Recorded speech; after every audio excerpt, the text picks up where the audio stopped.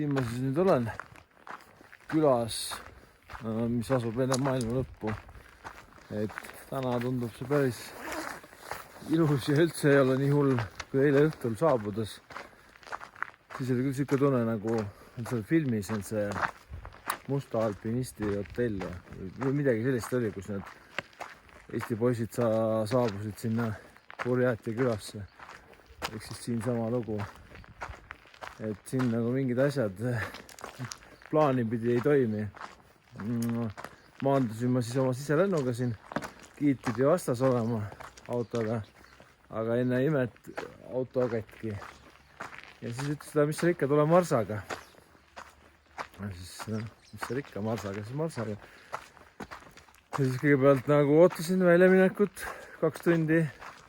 Pakiti asju katusele ja igast kartulid ja sibulad ja kõik, mis seal vajalik oli. Ja siis hakkasime peale istuma sinna, siis mina lugesin ära, et see on 8 kohta, 8 inimest tuli ka. Aga siis hakkas iga 2 minuti tagant inimesi juurde tulema ja muudkui nagu litsuti juurde neid. Ja aru ei saanud, kuhu siis nüüd minema peab, aga ühesõnaga suruti ja lõpuks oli seal autos siis 16 inimest.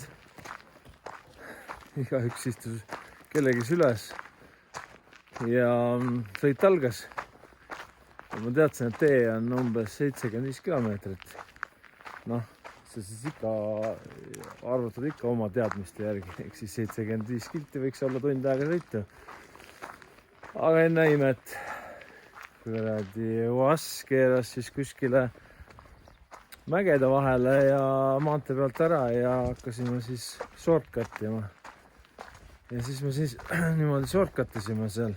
Vahepeal olid mingid metsikud kaamelid ja siis on metsikud hobused ja filmida kahjuks ei saanud, sest et ma olin nagu kringel seal inimeste vahel ja jalad olid surnud ja käed olid surnud ja vahepeal tuli uni peale, siis magasid seal teiste peal. Aga igal juhul jah, see tore 75 kilomeetrine trip võttis aega, täpselt 5 tundi. Ja siis visati mind kuskil middle of nowhere, siin külas visati maha, aga ei mingit valgust ega mitte midagi, aru ei saa, keegi keelt ei räägi. Ja siis õnneks kuidagi see giidi hakatis kuskilt tuli ja viisime sooja tuppa ära, sest see on päris külm ka. Et ma arvan, praegu on võib-olla pluss midagi, aga võib-olla ei ole ka, sest mingid lombikesed on jääs. Aga siin nad siis elavad mägede vahel ja jõgi jookseb ja ilus elu. Pole mitte midagi öelda. Aga mis ma siis nende kohta teada sain? Ehk siis söövad väga palju liha, kuna vaadates seda pinnast siin siis siin ükski kartul ega porgan ei kasva ja muud üle ei jää, kui ainult liha. Ehk siis kui ma oleks taimetoitlane või ma oleks ka väga keeruline hakkama saada, sest et kõik toidud, isegi kui sa tellid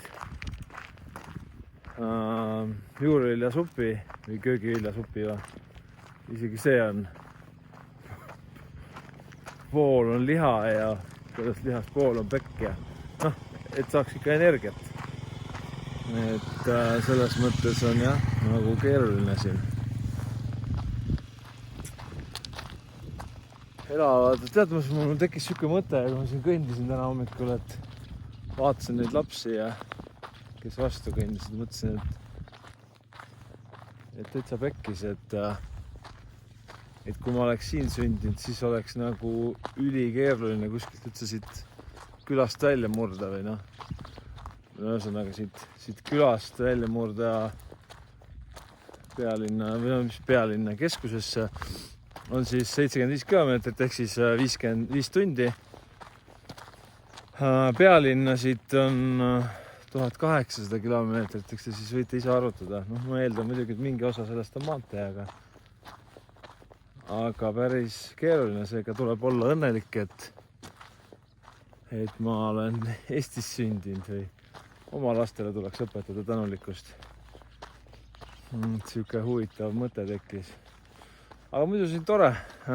Varsti läheme kotka jahimehele külla ja vaatame, kuidas kotkastega rebaseid püütakse. Ja mis edasi, noh, eks siis elu näitab, mis siin saab Mongoolias.